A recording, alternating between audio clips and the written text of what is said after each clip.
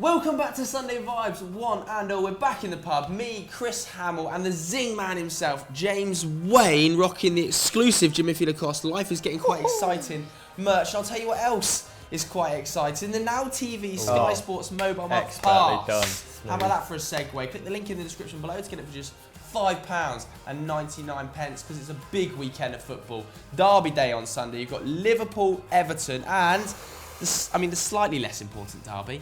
No disrespect, but Fulham Chelsea. The Ranieri derby. Wow. Ranieri derby. Yeah, absolutely buzzing to see Chelsea. Come on, Claudio. Probably more God. popular with the Chelsea fans. Yeah, at this well, point. I mean, he's probably not welcome both. But yeah, I mean, we'll move on. Let's move on to the questions. The first one was sent in by Welbeck23. He says, who's been the best value signing this year? He suggested Matteo Guendouzi for £7 million, and I'm inclined to agree. It's close. That is a bloody good suggestion. It's a good jumping off point nonetheless, anyway, and I think exactly the sort of signing that Mislintat would have envisaged making when he arrived at Arsenal, 100%. Bringing in young but dynamic players that he be able to blood into the side in sort of 18 to 24 months. But obviously his reign, ill-fated, didn't last particularly long, did he? And ended up bringing in a lot of stopgaps. So him and Torreira are sort of the bright spots of Arsenal's supposed kind of resurgence. Not quite happened, has it? A bit stuttering, a bit faltering. I think there's been a lot of good business conducted in the 10 to 30 million pound range in the Premier League this year, in the summer just gone by. I mean, quite a few names spring to mind. Shaqiri, we've covered him a plethora of times, haven't we? 13 mil he cost, and he's been a really important rotation option for Liverpool, contributed to some big goals. Issa Diop, I think he was just 18 mil from Toulouse, 18 to 22. I've seen some... Sell him on. Some different reports, but he already looks like he can play at a higher level. Very important in that West Ham side, an absolute rock, dynamite from set pieces as well. But I'm going to go for, talking of dynamite from set pieces, I'm going to go for, I need to burp, sorry, I'm going to go for Luca Digne down that left-hand side for Everton, arrived for £18 million from Barcelona. It's been absolutely exceptional. Ever since, and we weren't best sure. Best in the league, mate. Best left back in the league, other than Andy Robertson. Maybe. Well, his numbers are better in departments, but maybe the best sort of probably wasn't touted to be the best signing from Barcelona. They needed a centre half. Yerry Mina seemed like a sensible option. Andre Gomez, cultured midfielder, bring him in. He's playing very well again next to Idrissa Gueye, but he kind of, the Luca Digne thing kind of happened under the radar. You expected him to be the worst of the three. Yeah, and the impact he's had has been seismic on this Everton side. His expected goals and assists combined is 0.31 a game, which would put him in the top 10 midfielders in the Premier League. And it's better than Robertson. It's the same as Jordi Alba at Barcelona. He's averaging 2 key passes a game. Just to give you some perspective, that's better than Leroy Sané when he plays for Manchester City. I think he hits about 1.5, which is really good for a midfielder anyway. Might be skewed a little bit by the fact that Luca Digne takes free kicks. I think he takes corners as well. So a few set pieces in there, which are probably supercharging those numbers. But his importance to that Everton side cannot be understated, and everything that they've done well this season tends to come down that side and through him. So we touch upon this in the podcast this week, but Everton's formation, they line up as a 4-2-3-1, but it's kind of morphed into a 4-2-4 because they just try and get it into the final third by hook or by crook, and they're not bringing Gylfi Sigurdsson into play. Bernard's contribution to build-up is pretty much non-existent, as is Theo Walcott's. When they get into the final third, I think Gylfi Sigurdsson ranks first for forward passes, but he's doing nothing up until then. I mean, he is their top goal scorer at this point after scoring a couple midweek, so it's kind of it's a bit of a harsh stick to beat him with, let's say. But basically, Luca Digne, if he doesn't build up play, if he doesn't spring attacks, and his expected build-up play is very good as well, it doesn't really happen at Everton. They've got Andre Gomez, who's playing very well next to Idrissa Gueye. Idrissa Gueye's defensive numbers are still elite. It's no surprise that PSG wanted him. He's leading the Premier League for sort of tackles and interceptions. And in the Everton squad, only Luca Digne is in touching distance of his 5.6 tackles and interceptions. I think Luca Digne is on 3.6. Still very good. So not giving up on either end, Luca Digne just got a sweet sweet left foot, hasn't he? Can score free kicks as well. We didn't see that at PSG, Roma, Barcelona, but then again, had a fair number of candidates in front of him in that department, didn't he? So I think for me, Luca Digne, but we're not short of options. There's an absolute plethora of suggestions, and your one is a good one, and a name that's been on most people's lips throughout this season. Yeah, quite unexpectedly so. I've gone for David Brooks for Bournemouth, just for the sake of, I mean, you mocked him earlier on in the season with the fact you didn't know who he was. He's come bang into the scene, his first season in the top flight at 21 years old. So, I mean, he wasn't kind of slowly bedded into this league and his experience, hasn't dealt with top flight football for a while and is now, It's just come from nowhere. We thought it was a regen in winners and losers. 11.5 million from Sheffield United, I believe. Has absolutely been phenomenal. 6 goals and 4 assists, so 10 goal involvements in 22 games this season. Absolutely, the fact he's come out of the blue and done this is incredible. The step up from the Championship is so hard as well, man. You've seen underrated lots of skill to try and step up. Like Knockhart and players like this who have been, Championship Player of the Season to then come into the Premier League have really struggled, and he's just. Dwight Gale. Yeah, James Maddison's done it this season really well, hasn't he? True. There are a few, but one thing I do like about Brooks, he snubbed Wales for England. So that is the best thing I've heard today. Super. Changed his opinion around. Well done, Brooksy. But he kind of shows the great business and the great way that Bournemouth is structured right now. I mean, they're outperforming. They've been outperforming. What is it, 5th season consecutively in the Premier League, something like that, and. The way the club has been run has been fantastic, and he just shows, where they're aiming for. The fact that I think you said they've got a ridiculously rich owner, man. Down on Sandbanks. Because obviously Sandbanks is a really desirable place to live. If you know what Sandbanks is, I believe actually the most desirable place in the UK to live. Some of the housing prices there are ridiculous. It's like a unbelievably picturesque bit of beach that you can live on. A lot of the footballers live there. People like Harry Redknapp actually owned houses and lived there, even when he was managing at Tottenham, and then would fly up to Tottenham to take England's Palm Beach. Yeah, it's really, really nice. But hence, they get a lot of really super rich people living there. And I think one of the owners is a Russian billionaire who lives in Sandbanks. Yeah, but they still run pretty adeptly. Yeah, the fact that they've got this one, they're picking up players who nobody knew about and who, it's just incredible. 0.31 expected goals, the same as Digne. Puts him in that top bracket for the top 10 midfielders. So you've got a 21-year-old who's coming into the top flight for the first time, hitting those kind of numbers. You can't rule him out, and at that price is just ridiculous. He's on the level of kind of. I can't say. I was going to say Dele Alli, but no, we can't get it. He's built a great relationship as well with Ryan Fraser, with Callum Wilson, Josh King, haven't they? Got a very exciting attack. Eddie Howe is doing a fantastic job there. He knows the players he wants. He's getting them in, and he's doing extremely well with them. He had Wilson banging at the beginning of the season, King still banging. Okay, Stanislas maybe not so much, but Fraser's banging. He just needs to arrest that away form, doesn't he? Yeah, they're still outperforming themselves though. They shouldn't realistically not be at the level they are right now, and the fact that they are is incredible. And Brooks is a great sign of a club progressing. Another one I would like to give a shout out to is Fabianski. The old head, 33 years old, 7 million. It may seem a lot for a 33-year-old, but I personally feel that Arsenal should have never let him go, because he played second fiddle to Szczesny in terms of national team and club. And personally, the last few seasons, I would probably argue he's been a better keeper. What than Szczesny? It's contentious. Szczesny's been good this season. Szczesny's had a limited amount of minutes. But you've had he has been under Buffon, but Fabianski, let's say he's at least shown himself to be a top class. He's been incredible. I think you could say he's been better than Cech over the last couple of seasons. He would be declined, and I think a lot of teams outside of maybe the top 6 and maybe Leicester with Kasper Schmeichel, maybe Watford with Ben Foster, although he's 35, isn't he? So he's got a couple of years on him. Will be thinking at this point it would have been worth going into the tune of 7 million for Fabianski. Yeah, West Ham must be loving the fact that Swansea got relegated and the fact they picked him up for that price. He's made the most saves this season. I think it's 3 goals they should have conceded, but expected goals.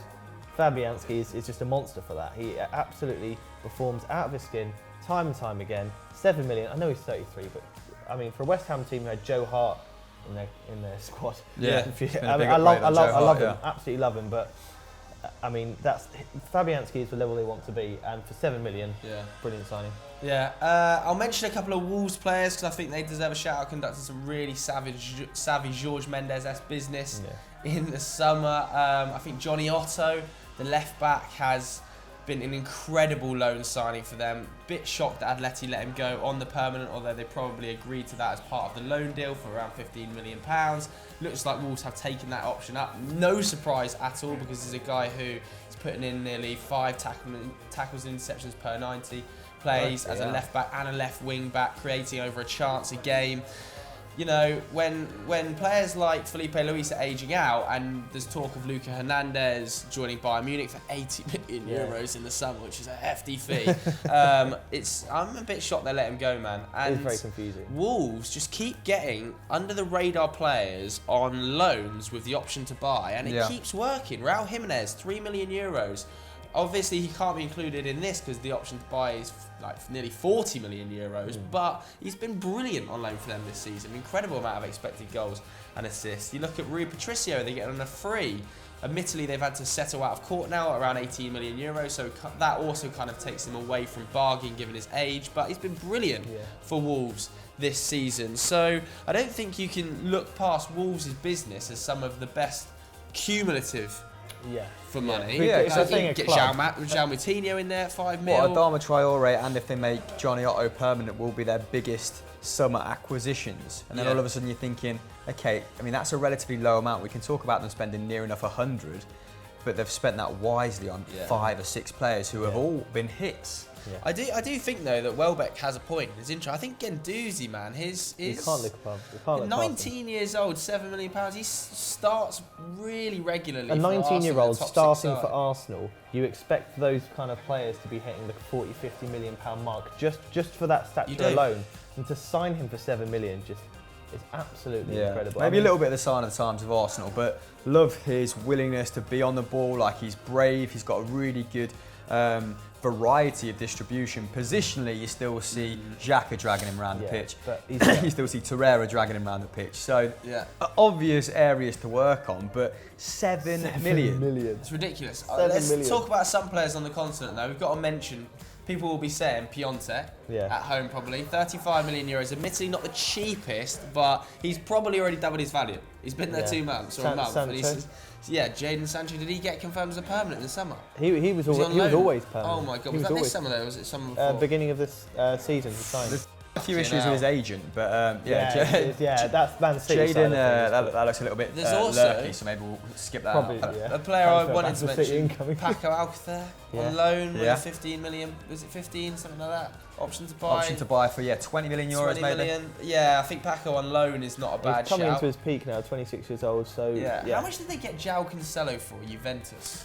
Hefty sum, between 40 and 50. Yeah, I mean, looking like it's worth it though. He was not cheap, and in the last round of Serie A games was playing right wing, such has been his effect going forward. De Siglio was at right back, so he has been exceptional for them this season. Yeah, absolutely exceptional. I suppose we should probably touch upon Bayern Munich, because it does seem like today, as we're shooting this, they have agreed a deal with Timo Werner's agent over personal terms for the striker. Lucas Hernandez, who saw that he's coming? Joining in the summer. Yeah, pretty much everyone. I mean, Lucas Hernandez at 80 million euros there. I'm not sure that many people would have seen him coming in at that fee. And it also seems like they're still in talks with Callum Hudson-Odoi. What do we make about Bayern Munich's impending summer transfer business? Because it looks like they're going to spend a lot of money. It's very different for Bayern Munich to be spending that much money. I think 200 mil they're going to be spending this summer, realistically. 80 on Lucas Hernandez, 60 on Timo Werner probably. Timo Werner's contract's up in 2020. But looks like they're not taking James Rodriguez on a perm. Yeah, they're going to let James go back to Madrid. Must do. Yeah, well, James almost said as much, didn't he? He said kind of like that he wanted to return to Madrid. My house is in Madrid. I have people that love me in Madrid, which kind of an indication that that bridge hasn't been rebuilt between him and Kovac, because he said some pretty scathing things at the start of the season. But they've needed to spend money for a long time, and I suppose that they'll be able to take comfort from the fact that it's very obvious what they need, isn't it? Wide players. Although I mean, Kingsley Coman injured again. Serge Gnabry constantly. Serge Gnabry though, when we watched him, constantly questioned as a starter. Yeah. I'd feel a little bit aggrieved if I was Serge Gnabry because he's performed relatively well whenever he's played, and very useful against Liverpool, wasn't he? Is what you're about to say, I guess. Yeah, I completely agree. I think it is a massive summer for Bayern, though. Really is, given that Borussia Dortmund are flying in the league and have a squad that probably profiles at about half of Bayern's age. Not literally, but I reckon their squad profile is sort of 24, 25, whereas Bayern's is 28, 29. Bayern's is actually around 26 and a half, and you've got Leipzig, Dortmund are the first youngest, and then the whole of the Bundesliga. Yeah, and then Leipzig. Well, if you look at their back line, Zagadou, Diallo. You forget how young they are and to perform as well as they are. And a lot of those youngsters were picked up for free, man. You've got the season heads are now in that side, and now Mario Götze and Marco Reus must feel like an old age pensioner when he's in that in that changing room. Mental. Crazy, but I think. Do you guys think that maybe Dortmund overperforming has accelerated this spending from Bayern? Because we've been expecting it for the last 2 or 3 seasons. Maybe in a way, this might be the catalyst for another era of Bayern dominance. Because if they bring those players in, man. I do remember though, I was watching an interview with Brazzo last year. Brazzo's the sporting director there, where he was saying next season is when we're going to spend our money. And if that has allowed them to forward plan, even though we talk about them potentially missing out on the Bundesliga this season, they're still pretty close. Nobody's writing Bayern off, are they, coming back and still winning? I still think they'll win it. So if they do win it, and they do come back and win it, I'm pretty sure Brazzo, with an extra year worth of planning, will be pretty happy, because it allows him to bring in players like Timo Werner for a year's cheaper, because he's now a year close to the end of his contract, which ends in 2020, like I already said. If they can get him for 60 million euros, that's cheap, man. For a striker of his profile and age now, that's cheap, 60 million euros. I do think there is a level of stress, though, from that Borussia Dortmund have put on Bayern Munich. The fact that they're spending 80 million euros on Lucas Hernandez. Yeah, Do you really rate him in the top caliber for 80 million? But that is his buyout. I think that's because they've paid his buyout clause, and Atleti weren't willing to deal anything below it. Easily they could pick up a lot better players in my eyes for 80 million euros. I'm not maybe, sure. Maybe it's just he they've will got be the most expensive defender of all time, though. Maybe they've got a set plan for him and they know what they're doing. Because obviously, I do not work. Benjamin Pavard. Benjamin Pavard's also on his way. So they are reinventing or reinvigorating that defence. Well, one of Hummels and Boateng's gone then, doesn't it? That must it'll be Boateng, surely. Boateng hasn't played. I think only played over 20 games in a domestic campaign twice in sort of the last 5-6 years. But even then, they don't regularly play a back three, to my knowledge. So if you think about their centre-back options, we're talking Hummels, we're talking Nicolas Sula, Luca Hernandez. At the moment, he's still there, so Jerome Boateng. We're also talking about Benjamin Pavard coming in. Maybe even two of them might have to go. I wonder whether Hummels and Boateng. I'd be surprised if they both leave, but I think Boateng's a goner. I think you're right. I think Hummels is still fine. He's still performing at a very, very decent level. Like, Bayern's defence hasn't been as watertight this season, but it has been unfortunate. And the biggest problem in their defence at the moment is Neuer. Neuer is nowhere near the goalkeeper that we've come, to expect. Yeah. He's not met the standards we've come to expect, and I think Ulreich is probably a little bit aggrieved that he's not starting at the moment. I'm not sure if they'll go to him as a long-term first choice. Quite a lot of people were tweeting me, actually, as part of Sunday Vibes questioning this week about who do you think should replace Manuel Neuer. And it's a really hard replacement. Yeah. Like, I was thinking in the market, my immediate shout was they should go for De Gea. He's out of contract in the summer. He's got a year extension, obviously, but you could, if you're going to get someone, get David De Gea if he's available. And I also thought, I don't know how much longer's left on Samir Handanovic's contract, but Inter Milan wouldn't be a terrible And he option consistently overperforms the sort of expected goals he's supposed to concede. Handanovic is 31 maybe now, 32 I want to say, but not young. But been a brilliant servant, and much like Fabianski, his kind of consistency has gone under the radar somewhat. But the actual market for top goalkeepers, and I can't say this is a particular area of interest for me, but it's been interesting that top clubs, particularly in Italy, have been snapping up the young goalkeepers, kind of like they're a rarity. Yeah, Alban Lafont. Yeah, Lafont. So Perrin has gone to Juventus, right? And who did Napoli buy? Meret is his name from Napoli. So yeah, they've been sort of hoovered up that domestic talent in Serie A. I've not checked out goalkeepers in a little while, but Timo Horn at FC Köln was also tipped to be a top goalkeeper. Might be worth checking back in on his numbers. Scaffey at Udinese, Paul Lopez, who actually spent a year on loan at Tottenham, I believe, going back to Espanyol. Last time I checked up on him, he was doing extremely well. So some goalkeeping options there, but if you've got any others, stick them in the comments below. It's been a long time since something like a goalkeeping scout report, hasn't it? Yeah. Maybe something to jump on. Yeah, it has been pretty crazy. We should probably think about doing one of those. If you've got any other suggestions for potential scout report titles or top 10 titles, why don't you let us know in the comments below right now. Moving on to quick fire questions now. The first one was sent in by Henry Jamieson. He says, favourite academy graduate, past or present, from your favourite club? James. Micah. Man City don't produce anyone, so. Richards. Well, obviously you've got Phil Foden now, but we're yet to embed him in, and it's a bit boring to say, so I'm going to go for Micah Richards.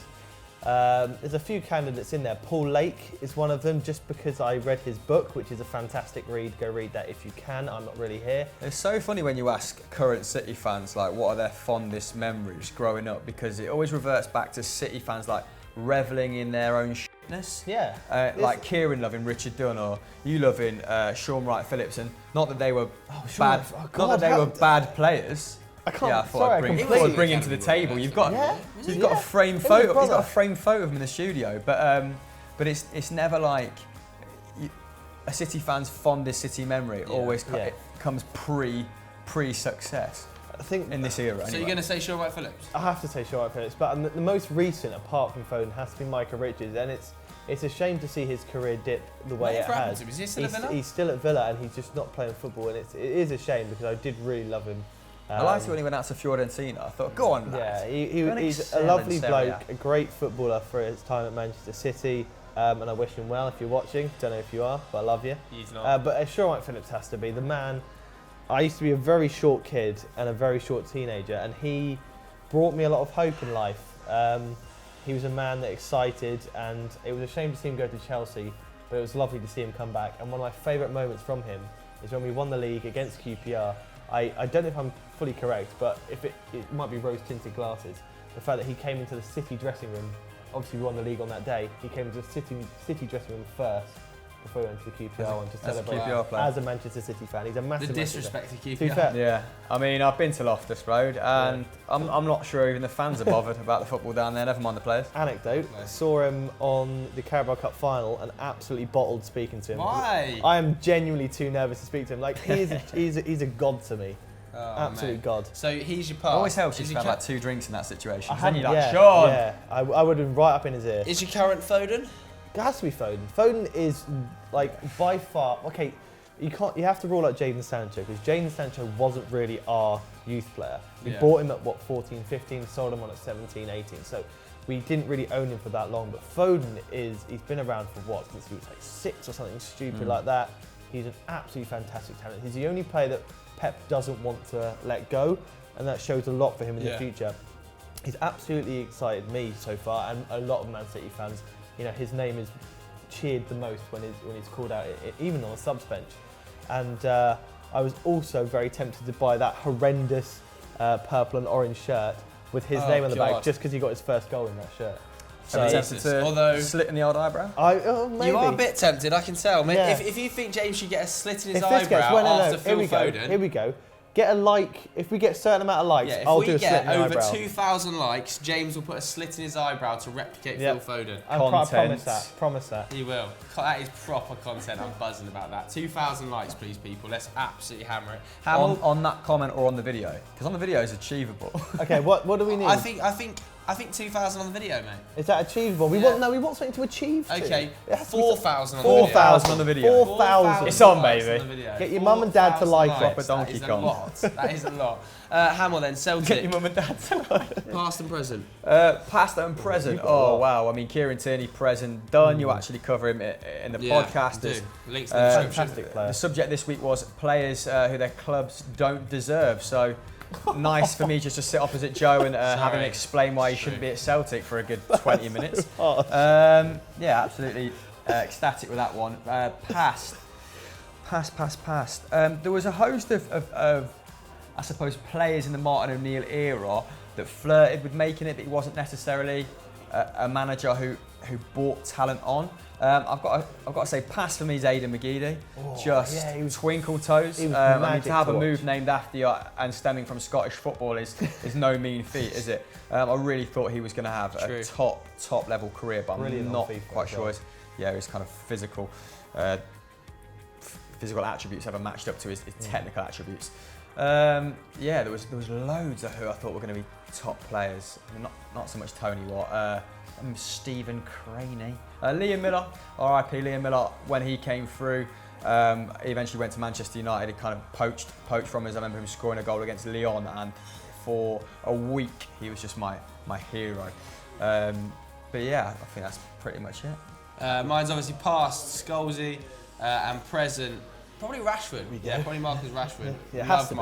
When Marcus Rashford, I don't know, man. There's a fair few like. No, it's in recent. But Pogba, you I forget can think Pogba. Pogba. Yeah, it has to be from your I love generation, Pogba. doesn't it? I can't say like Paul McStay Like, or Jimmy Johnson or. Like Paul Pogba, I think it pushes him pretty close. Jesse Lingard is also right up there for me as like a Man United fan. Man United fans love Jesse Lingard. I know he doesn't get the love from other people. Like he kind of got it towards the end of the World Cup, I think, where people realise how good he really is. Yeah.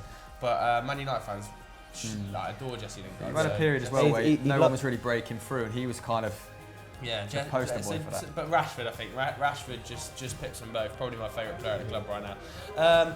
Naz Multonmoy 37 says, "Is Paul Pogba top 10 player in the world?" Player. Player. Yes. I think right now, yeah, man. He's the. Like, you could argue, people will batter me for this, I'm sure in the comments, but you could argue he is the best centre mid in the world. Why do you precursor stuff now with people batting me in the comments? Just say it. Well, I don't think that's technically the best centre mid in the world right now. I don't back think that's you. the worst 20, shout. what is it, 22 goal involvements in 24 games this season? I'm going to push in a few City players, obviously, because I can't have you saying he's the best in the world. Right now, but, though, man. Who's better than him right now? But I was about to say, right now, I'm the Ole Gunnar Solskjaer when he's happy and is given that free role that he just excels so much in. It's very difficult to argue. Imagine how good he'd have been under Pep. Yeah, I know. I do. Right. I genuinely think if the question ever came up, who's a player in the Premier League that you wish your club had signed, it would have been Paul Pogba, because he's him and Kevin De Bruyne in the same midfield is like a cheat code. That should not be allowed to happen. It's like career mode when you give yourself loads of money. You get them two players and you just win every game. But in terms of top 10 player, I think all in agreement he is right now, isn't it? 100%. Menes is the final one. He sent this in on Discord. If you want to get involved in the Football Daily Discord, James, how do they do it? They follow the links on Reddit. I will give someone the link so they can put it on screen right now. Yes, so please do that. Menes said, should Gattuso be given a contract extension if he wins the Cup or gets in the top 4 by the end of the season? Contract extension for Gattuso. Just before this starts, let's pick let's pick someone from the team, and then a random word or a random theme, and that is what people have to do like memes of this week. Oh yeah, on Reddit, because we absolutely love it when people memes sort of on Reddit, make funny pictures of us. They've kind of been dominating the chat in the office at the moment. A lot of Doogie fan fiction out there. Do you know what? He's back next week. So let's go Patrick Van Straten memes. Yeah, we need Patrick Van Straten memes from That'll Welcome do. Patrick Back Van Straten memes. memes. But Pato as a French dish, as a French food. Yeah, we'll give him a theme. Bend and shape it a little bit. Pato and 80s aerobics. Never happening. I think let's just get Patrick returning memes. Okay. He's Keep coming it back. That sounds more Keep it sensible. simple. If you want to make Pato into a French dish, aerobics. Please do try. But yeah, Patrick returning memes on the Reddit this week. But anyway, yeah, Gattuso contract extension, Cup/top 4. I don't know when his contract runs out. I am not that knowledgeable on AC. He signed a 3-year contract when he was given the job on a permanent. I think get rid. Really? Yeah, man. I think Get rid. A cup win and a top 4 place. When Wenger's floating around. Is that after spending as much money as they have over the last 3 or 4 years, because they have, I mean, under, oh God, his name's escaping me now, the manager of Sevilla, when he came in, they spent like 200 million in one summer, didn't they? Why am I forgetting his name? Anyway, moving on. They've spent enough money to be challenging for that top 4 place in Italy. They've spent more than Napoli. So I think in order to become a dominant force in Italian football again, they do need a punchy managerial appointment like a Conte. Conte Milan would be great. I did a bit of thinking about this question. I thought Conte was the only person that I could see Gattuso actually moving out for. I do think Gattuso, he's a he is still a young manager. I mean, he's learning his trade as he goes, and he's developing as he goes. And I think you've seen AC Milan finish between like 10th and 6th. They've gone as far down as like 7th. They've not been great, in the past few years. And the fact there's an upturn, and this is with having the money that they've had, this season there has been an upturn. They're looking like they're not so much the old AC Milan, but there's an upturn. They've got Piontek and Paqueta playing very well, straight from the off as well. And I think Gattuso needs a bit of credit. I know he's a bit of a meme. He is a bit of a meme. He's this loud, short, running around being angry man. But he has really developed as a manager. Yeah, he's tried a number of systems. I think they're playing a 4-3-3 at the moment, but he was playing 4-4-2, so he was mixing it up tactically. So he wasn't playing it safe. But I mean, look, that team should be outperforming the likes of Atalanta, who have done miraculously under Gasperini. Gasperini could be a candidate for that job. Atalanta, according to expected goals the season before, I think only second to Juventus. Inter Milan faltering under Spalletti and look like they need to spend a lot more money with potentially Icardi leaving. So now is the kind of time bring back to Sarri. Get Sarri back to Serie A. If you're in the hierarchy at AC Milan, you start to see a few chinks in your opposition's armour. Do you then go out and get a big manager? I personally feel that if momentum is going in the right way, you keep it in the right way. A 1-year contract extension won't do any harm. And Gattuso, being the man he is, the love he has for the club, if Conte was available, if a better manager, I think he would happily step aside. I don't know, man. I don't know whether he would. I don't know whether he would. He's probably, like you say, Di Francesco's probably better. Gasperini, Simone Inzaghi's better at Lazio. Like, they're all just more. They have a bit more about them at this point. Yeah. Like, I don't want to do Gattuso a disservice. I think his win ratio is still like 40-50%, which is what I think Seedorf generated in like half a season. Yeah. Basically, he's brought stability to the club and he deserves a lot of credit for that, because who did they have before? Mihailovic, they went through Seedorf, they went through Pipo. Ancelotti might be a decent one to bring back in. Yeah, but is he going to leave Napoli for a ride? No. I'm not too Oh, sure. God.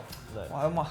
Is that Napoli? Of course, yeah. Yeah, so if you think Gattuso should leave, why don't you vote up in the poll up there, yes or no. We're going to go on to one last personal question then before we end the show. It's going to come from Finally Simon, and he says, how's the Football Daily office been without Patrick Van Straten? He does return next week. We want them memes in. But how have you boys found it about Big Pat?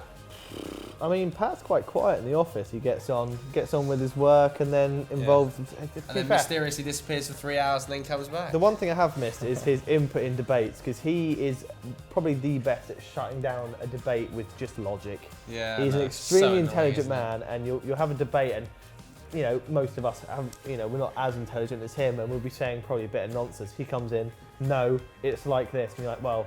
I can't wait to see his opinion on. I can't wait to hear his opinion on Solskjaer. Whether he thinks Solskjaer should get the permanent job. That's what I'm most excited about. Does Pato? First thing you ask him as he comes through the door. Solskjaer permanent, yes or no? Bernardo Silva. I don't think he will say yes because he hated Zidane, didn't he? we have missed him. Like, he offers a different voice to our work. He's an awesome script writer. Like, he brings a strong opinion on panel shows, and I think Doogie has been a fantastic replacement. Amazing replacement. And Doogie's now best interim since Solskjaer, mate. Yeah. And Doogie's now going to be presenting Continental Club, so you'll get your fix of Doog each and every week as well. Dig into Doog. Can't wait to have him back, but he's not. Won't change the atmosphere of the office. I mean, 2 months has gone like that, hasn't it? It's been Let's have it extremely right. He's probably 2 months for him has probably been absolutely amazing. For us, it's felt like a week. It's been mental. It's like getting having Kevin De Bruyne return from injury. Back from injury. Yeah, Patrick's back from injury. It really is. We are buzzing to have Pato back, so Definitely. leave your welcome messages below and your memes on Reddit. But that is the end of this week's Sunday Vibes. As I said at the start, though, make sure you hit the link in the description below to get your Now TV Sky Sports mobile month pass for just £5.99. This weekend, you've got Watford versus Leicester at 12 o'clock on Sky Sports main event. You've got Fulham versus Chelsea, 2:05 Sunday Sky Sports main event, and the big one, Everton versus Liverpool at 4:15 on Sky Sports main event. So make sure you hit the link to watch those. Thanks very much for watching. Goodbye.